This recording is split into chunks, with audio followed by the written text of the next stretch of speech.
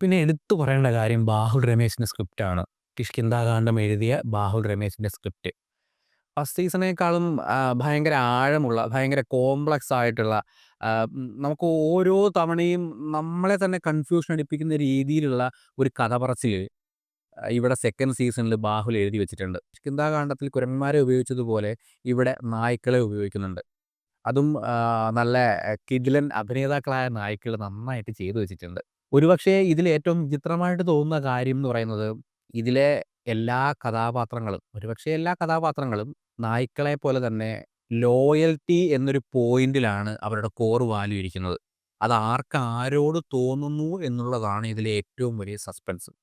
മലയാളത്തിൽ ഇതുവരെ ഇറങ്ങിയ വെബ് സീരീസുകളുടെ ഏറ്റവും മികച്ച വെബ് സീരീസാണ് കേരള ക്രൈം ഫയൽസ് സീസൺ 2.